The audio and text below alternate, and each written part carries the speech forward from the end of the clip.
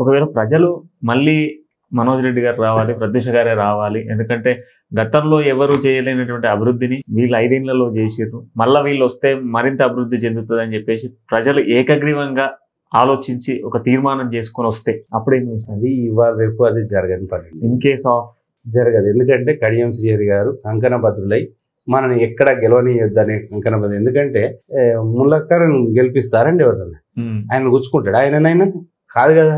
ఎట్టి పరిస్థితుల్లో మనకు రావద్దన్నట్టే ఉంటది. సరే ఎంత ప్రజలు అన్నా కూడా నేను ఒకటే వాళ్ళకి చేతులు జోడించి భార్యాభర్తలు ఇద్దరు ఇప్పుడు మీరు చెప్పినట్టుగా 5 ఏళ్ళు విన్నాం.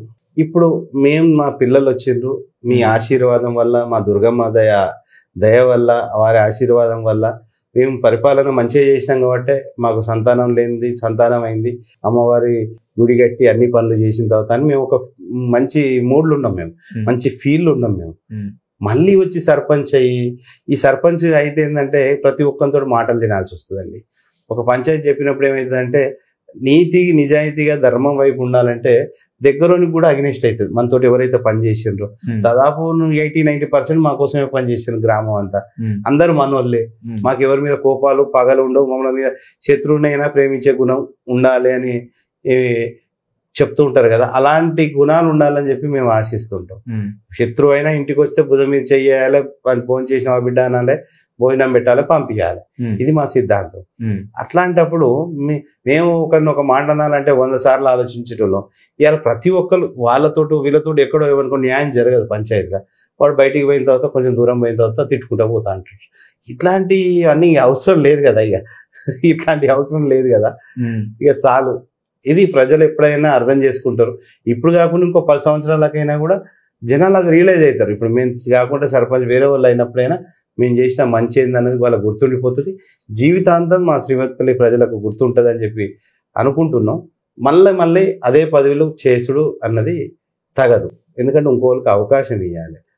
ఇక మేమే అదే పదవిలో కూర్చోవాలనేది ఉంటే ఇవాళ మర్రి చెట్టు కింద గడ్డి కూడా మొలవదు అన్నట్టు మొలవదు. ఎందుకంటే వేరే వాళ్ళకి అట్లాంటి పేటెంట్ లేదు కావచ్చు. ఇప్పుడు ఎమ్మెల్యేలు ఉన్నారు, వానికి జీవితాంతం నేనే కావాలి ఎమ్మెల్యే, నేనే కావాలి ఎమ్మెల్యే, నేనే కావాలి ఎమ్మెల్యే, ఇంకోటి కావద్దా? అరే ఎమ్మెల్యే అంటే లక్షల మందిలో ఒక్కడు, నువ్వే, నీ కుటుంబం, తర్వాత నువ్వు, నీ కొడుకు, నీ బిడ్డ, నీ తమ్ముడు, ఇదేనా? ఇక వేరే వాళ్ళకి అవకాశం ఇయ్యరా? ఇట్లాంటి ఎదవలను చూసిన తర్వాత మాలాంటి వాళ్ళకి ఏమంటే మనమన్నా నెక్స్ట్ జనరేషన్ అన్నా మారాలి కదా. అర్థమైందని కొంచెం ఓల్డ్ జనరేషన్ అట్లా ఉండే కావచ్చు. నెక్స్ట్ జనరేషన్ అన్నా మంచిగా ఉండాలి కదా. టాలెంట్ ఉన్నోనికి, నిజంగానే ప్రజల పట్ల ప్రేమ ఉన్నోనికి, నిజంగానే సమాజానికి ఏదైనా చెయ్యాలనుకున్నోనికి అలాంటి వాళ్ళకి అవకాశం రావాలి. కానీ మళ్ళా మనమే కావాలనుకున్నాడు తప్పు. ఇది ఇప్పుడు చెయ్యాలనుకున్నవాడు పదవి ఉన్నా చేస్తాడు, పదవి లేకున్నా చేస్తాడు. ఈ పదవితోటే ఏదో అలంకారం కాదు, పదవికి మనం అలంకారం అయ్యేటట్టు ఉండాలి. ఇలా కొంతమంది రాజకీయ నాయకుల కొడుకులు ఉన్నారు, సుపుత్రులు మనం చూస్తున్నాం, బిడ్డలు ఉన్నారు. అరే వాళ్ళకు మినిమం లేదండి, ప్రజలతో కనెక్టివిటీ లేదు, ఎట్లా బిహేవ్ చేయాలో తెలియదు. రాసి వాడిని ఎమ్మెల్యేని చేస్తాను, వాళ్ళను ఎమ్మెల్యేలను చేస్తారు, బిడ్డలను కొడుకులను. ఇక చూసుకో, ఇక ప్రజలు ఇక ఇప్పుడు సినిమా యాక్టర్ల కొడుకులు ఉంటారు, వాడు చూస్తే చింపాంజీ తిరిగి ఉంటాడు, వాడిని కూడా రుద్ది రాకి చెంపలకి ఇటుకి అటుకి వాడిని కూడా హీరోని చేస్తాను. ఇట్లాంటి సమాజంలో ఉన్నాం మనం. అసలు టాలెంట్ అన్నది ఎక్కడనో మరుగున పడిపోతుంది. అట్లాంటి టాలెంట్ అవకాశం ఇవ్వాలి. టాలెంట్ ఉన్నాడు, సత్తా ఉన్నాడు, ఒకడు కావాలని ఎంత చేసినా కూడా ఎవడు కావాలనో వాడు అయ్యేటట్టు కొంచెం దారి ఇచ్చినాం అనుకోండి అవుతారు. లేదు నేనే అంటే నేను మా గ్రామంలో దొరను. నేను ఇప్పుడు మేము నిల్చున్నా కూడా, గిరిగీసి నేనే అన్నా కూడా మాకు అడ్డు అన్నది ఉండదు.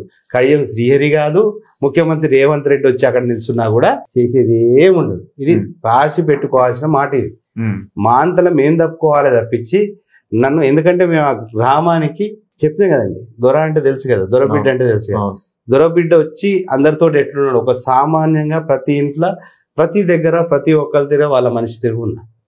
ఇలాంటి మమ్మలను మా గ్రామాన్ని వేరేయాలని చెప్పి ఎన్నో కుట్రలు, కుతంత్రాలు, ఎన్నో కుయుక్తులు మా మీదనే ఎన్నో. ఇలా చూసిండు కొండమురళి గారికి ఇష్యూ, కడియం శ్రీహరి గారికి అయ్యే ఇష్యూస్ కూడా మీరు చూస్తున్నారు. ఇవన్నీ కేవలం 5 ఏళ్ళు మేము కట్టిన గుడి 5 ఏళ్ల తర్వాత గుడికి ఎందుకు రాణిస్తలేమని ప్రశ్నిస్తే మా మీద బురద తల్లి దాంట్లో ఏదో ఎన్నో లక్షల కోట్లు వచ్చినాయి, దాంట్లో ఏదో ఇది చేసిర్రు అది చేసిర్రు అని అంటారు. అంటే ఈ ఎంత కామెడీ అండి ఇది. ఒక మంచి పని చేసిన 5 ఏళ్ల తర్వాత దాన్ని కూడా తవ్వి దాన్ని కూడా పెంట చేసేటోళ్ళు. దేవుని మీద రాజకీయాలు ఏంటండి ఈ ఎదలకు? ఈ దేవుని మీద రాజకీయాలు ఏందండి?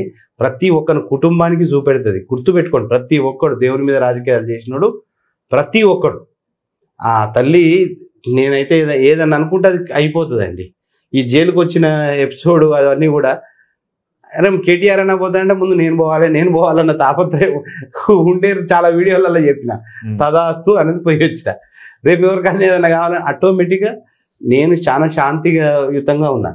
ఎందుకంటే ఆ అమ్మవారిని ఎప్పుడైతే మా గ్రామంలో నిలుపుకున్నామో, నేను చేయాల్సిన పని అంతా బిడ్డ నువ్వు సపరేట్ కుక్కో అంతా నేను చేస్తా కదా, ఎవరికి ఏం చేయాలి ఎక్కడేం చేయాలో నేను చేస్తా కదా అని అంతా తల్లే చేసుకుంటూ పోతుంది, నేను చూసుకుంటూ పోతున్నా. ఇక తల్లే ఉన్న తర్వాత నాకెందుకు రాబోయ్? నేను రియాక్ట్ కావాల్సిన అవసరం లేదు కదా, నేను కోపపడాల్సిన అవసరం లేదు కదా, నేను ఎవరినో తన్నాలే గుద్దాల్సిన అవసరం లేదు కదా, అంతా తల్లే చూసుకుంటానన్న ధీమాతోటి ఉన్నా. దేవుణ్ణి నమ్మనోని దేవుని భక్తి అమ్మవారి భక్తున్నైపోయినా.